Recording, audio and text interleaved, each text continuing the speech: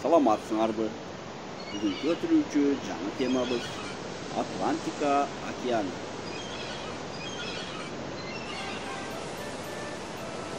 Атлантика океаны батыш жарым шардан орун алып, Европа, Африка, Түндүк жана Түштүк Американын жээктери менен чектешет.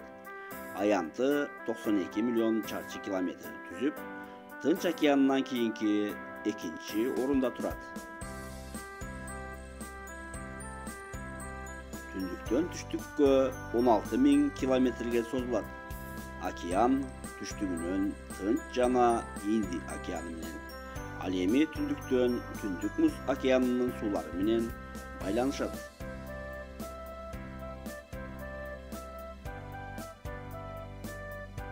Ири жарым аралдары: Скандинавия, Пиреней, Лабрадор.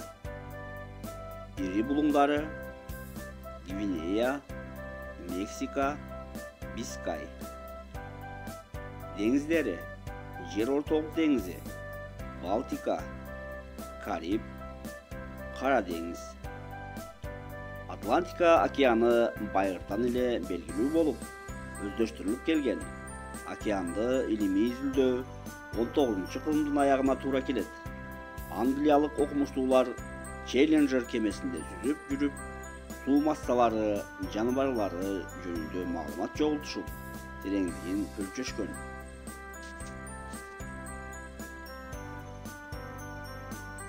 Океандын таманында ортоңку Атлантика кыркатоосу 3400-4000 метр бийиктикке көтөрүлүп жатат. Ошондой эле терең коо чуңкурлар да жайгашкан. Эң тереңдери Пуэрто-Рико жана Түштүк Сандвич.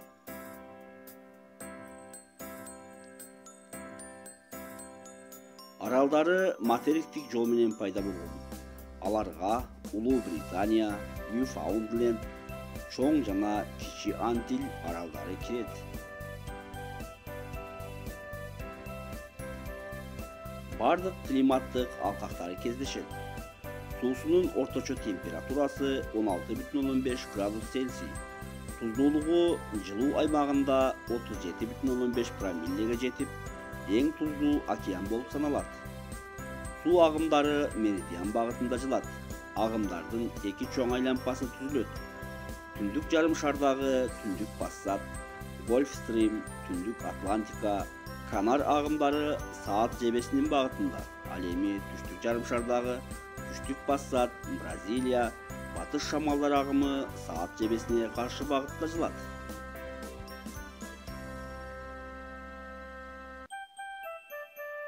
Жаныбарлар дүйнөсү: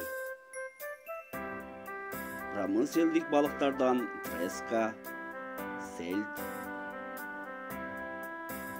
скумбрия жана деңиз окуну кармалат. Тропиктик ысык алкактарда кашалот, акула, деңиз ташбакасы, учуучу балык, рак, краб,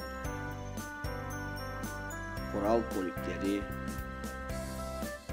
медузалар жана башкалар жашайт. Уюлдук суук бөлүктөрдө киттер жана тюлендер жашашат.